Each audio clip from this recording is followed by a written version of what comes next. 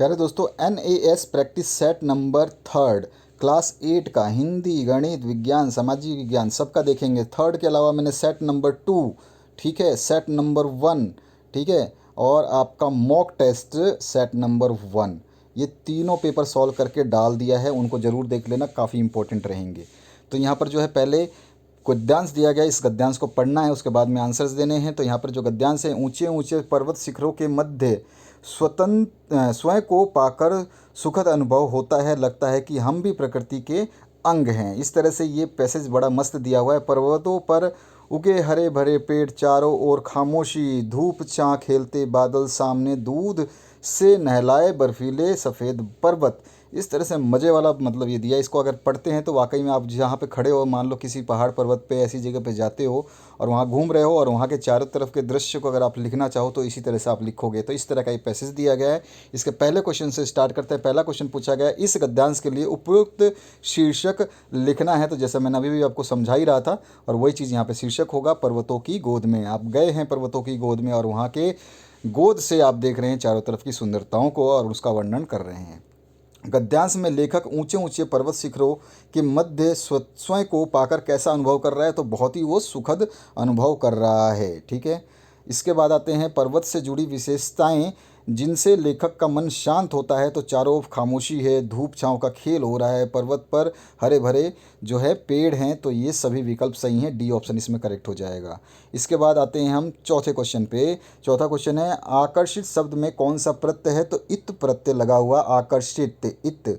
उसके बाद में लेखक को पर्वत सदा आकर्षित करते हैं क्योंकि यहाँ स्वयं से बातचीत होती है, मित्रों की निकटता लगती है, स्वयं से साक्षात्कार होता है। सभी विकल्प विकल्प जो है सही है।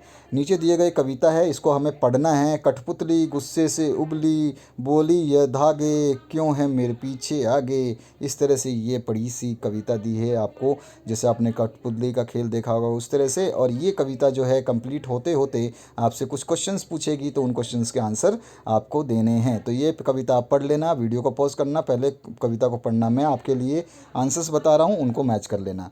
कठपुतली गुस्से में क्यों है, कि धागों से बंधे होने के कारण। अभी अभी हमने पढ़ा पहली लाइन में, कठपुतली क्या चाहती है, तो वो चाहती है अपनी इच्छा से जीना, अपने मनपसंद छंद छूना और उसके बाद में बंधन मुक्त होना। तो अब सभी विकल्प सही हैं। कविता के इस अंश में कठपुतली की क्या विशेषता है, तो वो धागों से बंधी होती है, यही इसकी विशेषता है। इच्छा का विपरीत समान विपरीतार्थी जो है शब्द, यानी कि उल्टा बताना है, विलोम इच्छा का अनिच्छा हो जाएगा। ठीक है, मेरी इच्छा नहीं है हम बोलते हैं, लेकिन अनिच्छा हो गया सीधा। गुस्से से उबलना, मुहावरे का अर्थ होता है अधिक क्रोध करना और बहुत गुस्सा आना। दोनों चीज़ें सही हैं, तो विकल्प सी हम सही कर देंगे। इसके बाद नीचे दिए गए एक आपको छोटा सा यहाँ पे दिया गया है, इसको पढ़ना है। छुट्टी का दिन आनंद का दिन है, ना कोई सोच ना कोई चिंता। लेकिन मैं कहूँगा छुट्टी के दिन अगर हम सोच और चिंता ना करेंगे तो हमारा वो छुट्टी बेकार हो जाएगा। तो एक्चुअली ये गद्यांश जो है आपको समझाने की कोशिश कर रहा है कि आपका समय बहुत ही कीमती है। तो इसके बारे में जो प्रश्न पूछे गए हैं इसको हम देखते हैं और इसके आंसर्स देते हैं। गद्यांश के अनुसार छुट्टी का दिन आनंद का दिन कैसे है, तो यहाँ पर ए और बी विकल्प सही हो जाएंगे। तो यानी कि आपका विकल्प ए और बी को सही करो, क्योंकि छुट्टी के दिन कोई सोच या चिंता नहीं होती और छुट्टी के दिन कोई रोक टोक भी नहीं होती है। ठीक है, डी ऑप्शन करेक्ट हो जाएगा। 12वां है, स्कूल जाने के पहले किए जाने वाले कार्यों का सही क्रम आपको बताना है। तो सवेरे सबसे पहले उठना है, शौच करना, स्नान करना, कुछ खा पी करके बस्ता उठाना है, दौड़ लगा करके कहीं देर ना हो जाए बस में जाकर बैठ जाना है या स्कूल पहुंच जाना है। ये ऑप्शन करेक्ट हो जाएगा। उसके बाद में 13वां क्वेश्चन है, छुट्टी एक वरदान है कैसे, तो सभी विकल्प इसमें सही हैं। सब कुछ तो आपको वैसे मिल जाता है जैसे आप चाहते हो, है ना। तो डी ऑप्शन करेक्ट हो जाएगा। प्रतिदिन में कौन सा समास है, प्रतिदिन में अव्ययीभाव समास है, प्रतिदिन।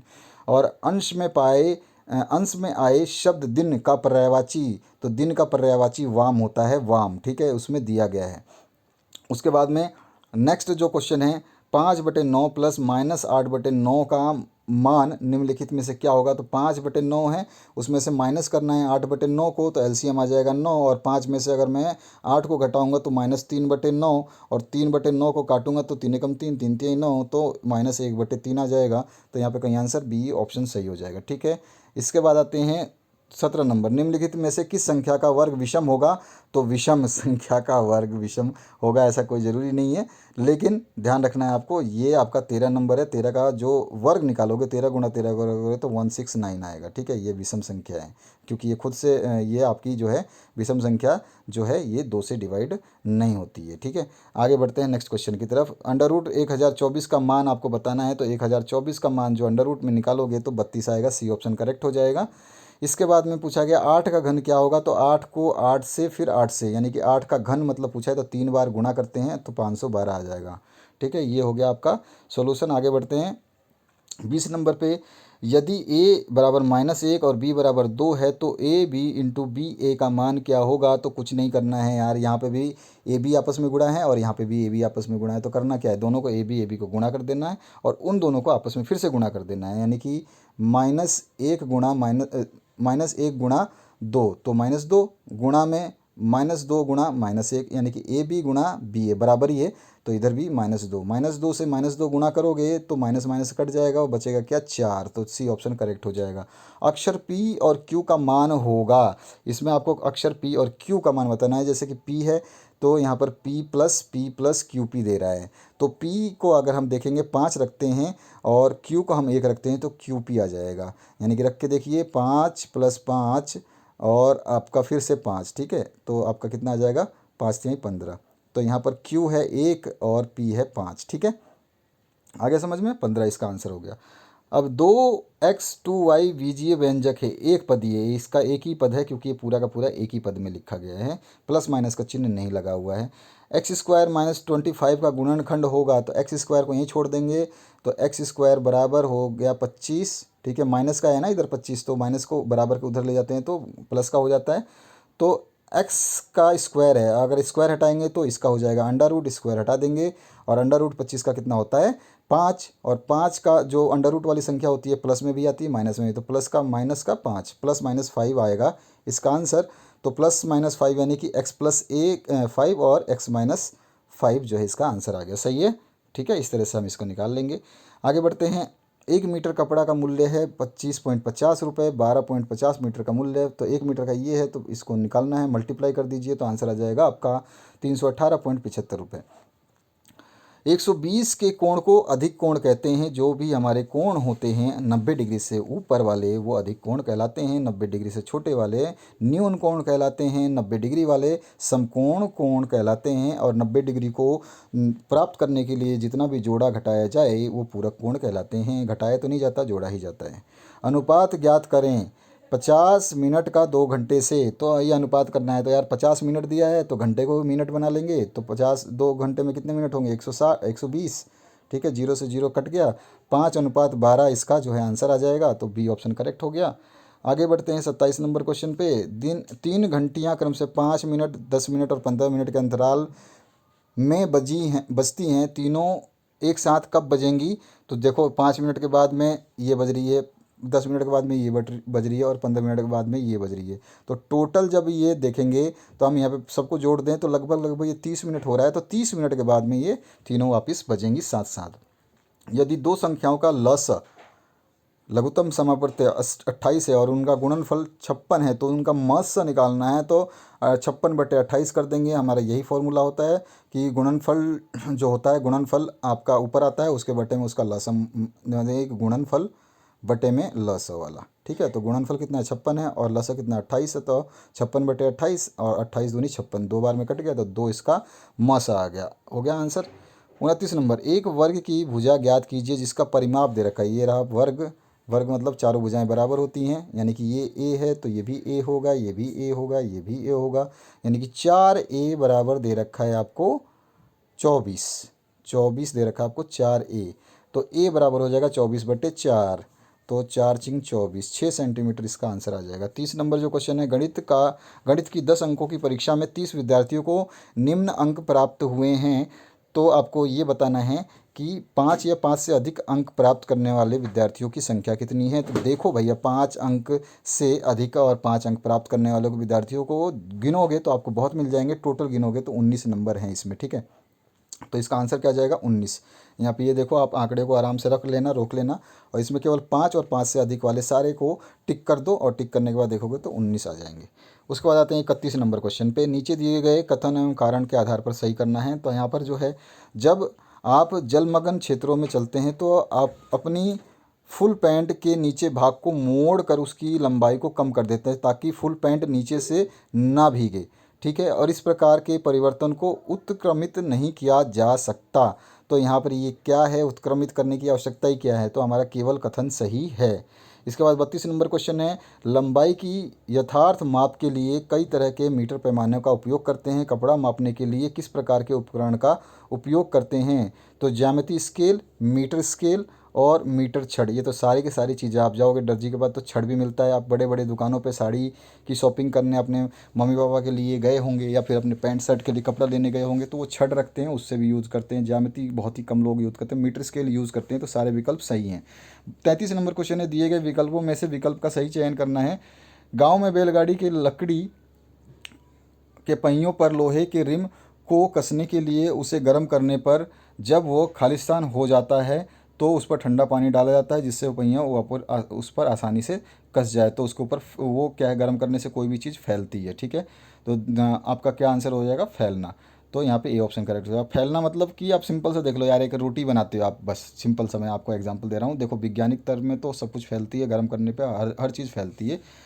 कुछ ही चीज़ें हैं जो फैलती नहीं हैं, सिकुड़ती हैं, तो वो चीज़ें अलग हैं। बाकी अगर हम बोला जाएगा तो फैलती ही फैलती हैं। जैसे आपका रोटी है, रोटी आप बेल करके बनाते हो, जब फैलने के बाद में मोटी हो जाती है, देखते हो ना आप उस मोटी को, रोटी को, तो मोटी रोटी हो जाती है। तो इस तरह से हम कह सकते हैं कि कोई चीज़ फैलती है। पेड़ पौधों को प्रकृति का फेफड़ा कहा जाता है, लेकिन फेफड़ों की अंधाधुंध कटाई से वन भी खत्म होते जा रहे हैं। फेफड़ों को बचाने के लिए पूरे देश में किस कार्यक्रम को बढ़ावा दिया जा रहा है ताकि जो पैमाने पर वृक्ष लगाए जा सके? तो वृक्षारोपण अभियान चल रहा है, आप सभी को पता है। 35 नंबर क्वेश्चन है, यदि किसी मुड़ी हुई नाली के एक सिरे पर मोमबत्ती की लो को रखकर दूसरे सिरे से देखा जाए तो क्या परिवर्तन दिखाई देगा? तो आपको परिवर्तन दिखाई देगा, कोई भी परिवर्तन नहीं दिखाई देगा। परिवर्तन दिखने लायक है क्या उसमें, जब आप मुड़ी हुई नाली के पास रख रहे हैं? लो स्पष्ट से बिल्कुल भी नहीं दिखाई देगी। जब मुड़ा हुआ चीज़ है, मान लो आप यहाँ ये पाइप ऐसी मुड़ी हुई है और यहाँ मोमबत्ती रखी है और यहाँ से आप देख रहे हो, तो आपको कुछ दिखाई नहीं देगा, ठीक है ना। तो आपको यहाँ पर ही केवल दिखाई देगा और यहाँ पे कुछ भी नहीं दिखाई देगा, ठीक है। लौ स्पष्ट रूप से आपको नहीं दिखाई देगी, और लौ यानी कि साफ रूप से नहीं दिखाई देगी। इस तरह से आप कुछ भी मतलब जो है यहाँ पे सही जो ए और बी को छाटेंगे। लौ स्पष्ट रूप से दिखाई देगी, ये तो बिल्कुल ही गलत है। निम्नलिखित विशेषताओं के आधार पर किस दर्पण अथवा लेंस की पहचान होती है? ये सही विकल्प आपको बताना है। अंदर की ओर दबा हुआ, यानी कि अवतल हो गया यार, दबा हुआ तो, और उत्तल होता है तो उठा हुआ। और दंत चिकित्सकों के पास भी उपयोग होता है तो अवतल दर्पण ही होता है। ये क्वेश्चन एमसीक्यू बनता है, ठीक है। और 37 नंबर जो क्वेश्चन है, किस प्रवर्धन के द्वारा बीजों से उगाए जाने वाले पौधों की अपेक्षा कम समय में अच्छे पौधे, अच्छी गुणवत्ता वाले फल तथा फूल को उगाया जा सकता है? तो कायिक प्रवर्धन के द्वारा, ठीक है, बी ऑप्शन करेक्ट है। कुछ धातु जैसे लोहा ऑक्सीजन के साथ धीमी प्रक्रिया करते हैं और वायु के संपर्क में लंबे समय तक रहने पर ये मंद व धुंधली पड़ जाती हैं, तो इस प्रक्रिया को हम जंग लगना, कोरोजन कहते हैं। इसके बाद में संक्षारण भी कहते हैं इसको। मेंढक के अंडे से वयस्क बनने की प्रक्रिया कई चरणों में संपन्न होती है, बताइए। विशेष परिवर्तनों के साथ टैडपोल यानी शिशु मेंढक का वयस्क मेंढक बन जाना क्या कहलाता है? तो उसको कायांतरण, उसके पूरे काया में चेंज हो जाएगा, कायांतरण कहलाता है। उसके बाद आते हैं 40 नंबर क्वेश्चन पे। स्वचालित वाहन कल कारखाने से निकले हुए धुएं, जीवाश्म ईंधनों, कोयला तेल गैस के पूर्व और अपूर्व दहन, ताप विद्युत संयंत्र आदि के कारण वायुमंडल में विषाक्त गैस से मिलकर वायु प्रदूषण को बढ़ावा देती है। ये सभी किस प्रकार के वायु प्रदूषक के उदाहरण है? तो मानव जनित जो है स्रोत हैं। तो सी ऑप्शन करेक्ट हो जाएगा। और यहाँ पर 41 नंबर है, रोहित ने दो समतल दर्पणों को एक दूसरे के से समकोण बनाकर रखा, यानी कि एक दर्पण रखा इसने ऐसे और एक दर्पण रखा ऐसे। तो उसको रखा और उसके सामने एक पेंसिल रखा, यहाँ पेंसिल रखा। तो ये बताइए कि कितने प्रतिबिंब बनेगा? तो इसका इसमें बनेगा, इसका इसमें बनेगा, दो तो बन गए। फिर इसमें जो बना है इसका टकरा के इसमें बनेगा, इसका टकरा के इसमें बनेगा, और जो इसमें टकराया है उसका टकरा के फिर इसमें बनेगा, और इसका टकराया हुआ इसमें बनेगा। तो इस तरह से अनगिनत प्रतिबिंब जो है बनेंगे। जब किसी तार की कुंडली से विद्युत धारा प्रवाहित होती है तो वह चुंबक की भांति व्यवहार करता है। इसे विद्युत धारा का कौन सा प्रभाव कहते हैं? तो चुंबकीय प्रभाव। विद्युत धारा का चुंबकीय प्रभाव कहते हैं। यदि एक विद्युतीय परिपथ में विलयन से विद्युत की सुचालकता या कुचालकता पर फर्क पड़ता है तो निम्नलिखित में से कौन सा विलयन विद्युत का चालक नहीं है? तो आसूत जल यानी डिस्टिल वाटर जो है उसका नहीं है। उसके बाद आते हैं नेक्स्ट क्वेश्चन की तरफ। हम दरवाजे के कब्जों में तेल की कुछ बूंदें डालते हैं ताकि जो तो दरवाज़ा सहजता से घूमने लगता है। ऐसा हम करते हैं दक्षता में वृद्धि के लिए, घर्षण को कम करते हैं। तो ये हमने पहले भी देखा था, घर्षण कम करने के लिए, फ्रिक्शन को रिड्यूस करने के लिए। 45 नंबर की क्वेश्चन जो है इसमें पूछा क्या गया है,